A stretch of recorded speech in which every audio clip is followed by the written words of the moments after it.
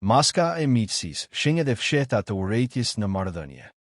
Armiku yt nuk është gjithmonë ai që të sulmon. Shpesh është ai që të buzëqesh më shumë, ai që të dëgjon por pret të dështosh, ai që të përgëzon por ndjen kënaqësi kur rrëzohesh. Miku i rrem nuk të godet nga përpara. Ai të dobëson ngadalë, në heshtje derisa ti vetë nuk e njeh më veten. Arti i urrejtjes së fshehur. Në botën e marrëdhënieve njerëzore, emocionet e vërteta rrallë shfaqen hapur. Urrejtja, sidomos, është një ndjenjë që njerëzit mësojnë ta maskojnë mirë, sepse ndryshe nga zemërimi që shpërthen.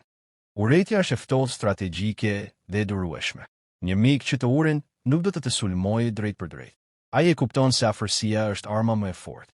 Ai qëndron pranë teje, të vëzhgon, të studion, dhe ngadalë fillon të ndikojë në jetën tënde. Komplimentet ndihen së goditja. Një nga shenjat më të hershme është mënyra se si ai të përgëzon.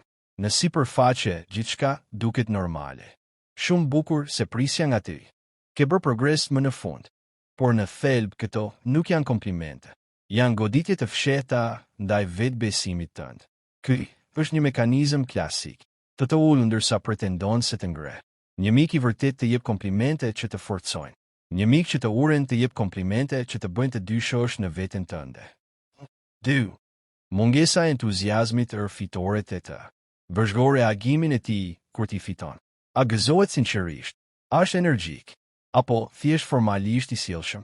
Një mik që të urren nuk mund ta fshehë plotësisht zhgënjimin e tij kur ti arrin sukses. Ai mund të thotë, "Bravo, e meriton." Por sytë e tij tregojnë diçka tjetër.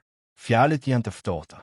Energjia mungon, sepse suksesi yt është kujtesë e dështimit të tij, ose inferioritetit që ai ndjen ndaj teje. 3. Krahasimet e vazhdueshme. Një taktikë e zakonshme është krahasimi. Miri është më i organizuar se ti. Ai, tjetri e bëri më mirë këtë punë. Këto nuk janë komente të pafajshme. Janë përpjekje për të vendosur në një pozicion inferior. Një mik i vërtet të frymëzon. Një mik që të urren të krahason për të dobësuar. Ai nuk dëshiron që ti të ndihesh i mjaftueshëm. 4. Mbështetja vjen në kushte. Një nga format më të rrezikshme është mbështetja selektive. Ai të ndihmon por vetëm kur i levërdis. Ai të mbështet por vetëm kur nuk e kërcënon. Në momentin që ti fillon të rritesh shumë, mbështetja e tij zhduket. Ai bëhet i zënë, i largët, i pa qartë, sepse tani ti nuk je më i kontrollueshëm. 5. Kritika e maskuar së këshill. Më dëgjo mua, po ta them për të mirën tënde. Kjo është fjalia e preferuar. Ai nuk të kritikon hapur. Ai e maskon kritikën si kujdes. Por nëse i analizon fjalët, ato janë gjithmonë negative, gjithmonë demotivuese. Ai nuk të jep zgjidhje. Ai të jep dyshim. 6. Mungesa momentet e rëndësishme. Shiko kush është aty kur ke më shumë nevojë. Miku që të urren ka një talent të veçantë. Të zhduket pikërisht kur ke nevojë për të. Ai do të ketë gjithmonë një justifikim. Isha shumë i zënë. Nuk e pash mesazhin, por në realitet ai nuk ndjen urgjencën për të qenë aty për ty, sepse dhimbja jote nuk e shqetëson. 7. Gëzimi i fshehtë dështimin tënd. Kjo është shenja më e rrezikshme dhe më e vështira për t'u kapur. Kur ti dështon, ai nuk do të qesh. Ai nuk do të tallet, por do të kenë një qetësi të çuditshme. Një lloj rehatie. Madje mund të duket më i afërt me ty në ato momente. Më i përfshirë, sepse tani balanca është rikthyer. Ti nuk je më mbi të. 8. Energjia të lodh. Ndonjëherë nuk janë fjalët por ndjenja. Pas çdo takimi me të ndihesh i lodhur, i pasigurt, i tensionuar. Kjo nuk është rastësi. Energjia e një personi që të urren është konsumues. Ai nuk të mbush ai të zbras. Urrejtja nuk ka gjithmonë fytyrë të egër. Shpesh ajo vjen e veshur si miqësi. Dhe sa më afër të jetë dikush, aq më shumë fuqi ka të ndikojë. Loja e fshehtë të zbulosh dhe të mbrohesh. Në këtë pikë ti tashmë ke filluar të dyshosh. Ndoshta ke parë disa nga shenjat, ndoshta të gjitha. Por këtu lind pyetja më e rëndësishme. Çfarë bën tani? Sepse të zbulosh që një mik të urren nuk është thjesht një zbulim emocional, është një zbulim strategjik. Dhe në këtë lojë, gabimi më i madh që mund të bësh është të reagosh emocionalisht. Ëse zbuloher e ke kuptuar. Instinkti yt i parë do të jetë përballja. E di çfarë po bën, se po sillesh kështu. Kjo është pikërisht ajo që nuk duhet të bësh. Një person që vepron në mënyrë të fshehtë, jeton në errësirë. Në momentin që ti ndez dritën, ai do të ndryshojë strategji. Ai do të bëhet më i kujdesshëm, më i sofistikuar, më i vështirë për t'u lexuar. Forca jote është që ai mendon se ti nuk e ke kuptuar. 2. Vëzhgo së reago. Në vend që të reagosh, fillo të vëzhgosh si një strateg. Shiko, kur shfaqet negativiteti i tij, në cilat situata ai ndryshon sjellje, me këtë krahason më shpesh, ky informacion është pushtet, sepse tani ti nuk po lëviz më në mënyrë emocionale, por në mënyrë të vetëdijshme. 3. Testo besnikërinë e të. Një nga mënyrat më të fuqishme për të zbuluar të vërtetën është testimi. Jep një informacion të vogël, diçka jo shumë të rëndësishme, por personale. Shiko çfarë ndodh. A përhapet tek të tjerët, a përdoret kundër teje më vonë, nëse po ke marrë përgjigjen tënde. Një mik që të urren nuk mund t'i rezistojë tundimit për të përdorur informacionin kundër teje. 4. Ësë ndaj dobësitë e të. Një nga gabimet më të mëdha është hapja emocionale me personin e gabuar. Kur ti ndan frikërat, pasiguritë dhe planet e tua, ti po i jep armë, dhe një mik që të urren do t'i përdor këto armë në momentin e dur. Nga ky moment, flit më pak për planet e tua. Mos zbulo dobësitë e tua. Ruaj informacionin personal. Jo çdo mik meriton të di gjithçka për ty. 5.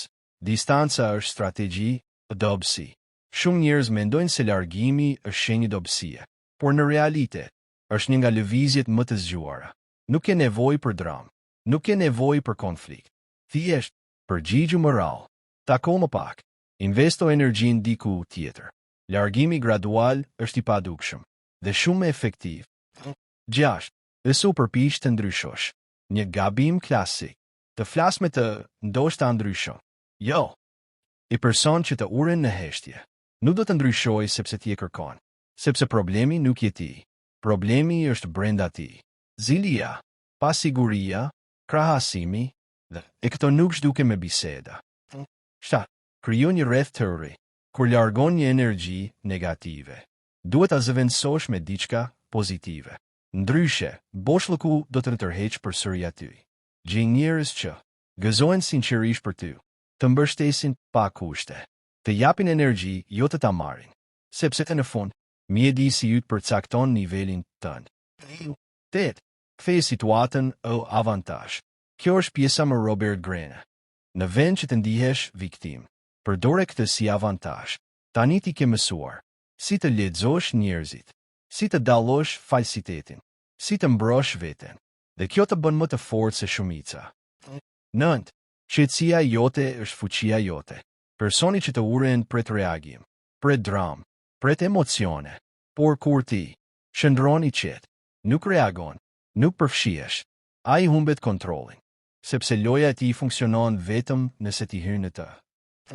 10. Prano realitetin. Kjo është ndoshta pjesa më e vështirë. Jo çdo mik është mik.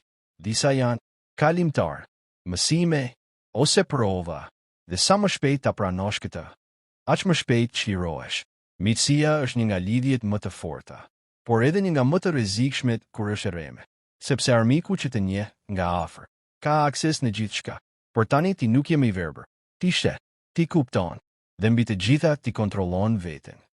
Arti i shkputjes, se të tërë largohesh për zhurmë dhe të dalësh i fort. Tani ti e di të vërtetën. Jo çdo buzëqeshje është miqësi. Jo çdo afërsi është besnikëri. Por sfida më e madhe nuk është ta kuptosh këtë. Është si të veprosh pa dëmtuar veten. Sepse njerëzit që veprojnë në mënyrë të fshehtë janë më të rrezikshëm kur ndihen të zbuluar. Nëse e prish masken, lëre të të mbaj. Instinkti i yt mund të shtyjë të thuash: tashmë e di kushje, por kjo është një gabim strategjik. Kur ti heq maskën dikujt, ai nuk turpërohet, ai bëhet i rrezikshëm. Ai mund të përhap, thashë theme, të kthej të tjerët kundër teje, të krijojë konflikte të panevojshme. Një armik i fshehtë është më i dobët kur mendon se është ende i padukshëm. 2. Largimi nga dalë, teknika e padukshme. Largimi i menjëhershëm krijon dyshime. Largimi nga dalë krijon harres. Fillo të reduktosh komunikimin. Shmangësh takimet e panevojshme. Mos jesh gjithmonë i disponueshëm. pa shpjegime, pa drama, pa justifikime të gjata. Me kohën lidhja do pësohet vetë, dhe ai nuk ka asnjë moment të qartë për të reaguar. 3. Kontrollo imagjin tënd. Në çdo marrëdhënie ekziston një perceptim, dhe njerëzit që të urrejnë shpesh përpiqen ta manipulojnë këtë perceptim. Prandaj, mos fol keq për të, mos përhap negativitet. Ruaj një qëndrim të qetë dhe të balancuar, sepse në fund, njerëzit gjykojnë më shumë nga sjellja jote sesa nga fjalët e tij. 4. Isu u bë saj. Kur dikush të lëndon, është e lehtë të biesh në të njëjtin nivel, të manipulosh, të kthesh lojën, të hakmerresh. Por kjo është një kurth, sepse në momentin që bëhesh si ai, ti humbet avantazhin tënd. Forca jote është vetë kontrolli. 5. Ndërton një identitet të fortë. Njerëzit që manipulohen lehtë janë ata që nuk kanë një qendër të fortë brenda vetes. Pyet veten, kush jam unë pa mendimin e të tjerëve? Çfarë vlerash kam? Çfarë dua realisht? Sa më i qartë të jesh me veten, aq më pak ndikim kanë të tjerët mbi ty. 6. Ose kërko miratim. Një nga arsyet pse njerëzit qëndrojnë në marrëdhënie toksike është kjo. Nevoja për miratim. Duam që të gjithë të na pëlqejnë. Duam të jemi të pranuar, por realiteti është i thjeshtë. Jo të gjithë do të të duan. Dhe kjo është në rregull. Sa më shpejt ta pranosh këtë, aq më i lirë bëhesh. 7. Përdor heshtjen së armë. Jo çdo betejë fitohet me fjalë. Ndonjëherë, arma më e fortë është heshtja. Kur ti nuk reagon, nuk jep energji, nuk ushen konflikt, nuk futesh në lojë, dhe kjo çarmatos plotësisht personin tjetër. 8. Ose mbart urrejtje. Kjo është një nga kurthet më të mëdha. Të kuptosh që dikush të urren mund të të mbush me zemërim, por nëse e mban atë brenda vetes, ti po jep fuqi edhe pas largimit. Lëre, jo për të, por për veten tënde. 9. Transformo dhimbjen në fuqi. Çdo përvojë e tillë ka një dhuratë të fshehur. Të bën më të zgjuar. Tani ti lexon më mirë njerëzit, dallon energjit, nuk bie lehtë në kurthe, dhe kjo është një avantazh që shumica nuk e kanë. 10. Zgjidhë kujdes kër lejon afër. Në fund të fundit, jeta jote është ndërtuar nga njerëzit që ke pranë. Prandaj, mos lejo këdo të hyj. Mos beso menjëherë. Mos u hap pa filtër. Jo nga frika, por nga vetdia. Miku që të urren është një mësues i heshtur. Ai të mëson të shohësh përtej fjalëve, të mbrosh energjinë tënde, të zgjedhësh me kujdes, dhe mbi të gjitha, të mos humbasësh veten për askënd. Mesazhi final: mos ki frikë nga armiqtë që të sulmojnë. Ki kujdes nga miqtë që nuk janë të sinqertë, sepse një armik i hapur të përgatit për luftë, por një mik i rrem të godet kur je i pambrojtur.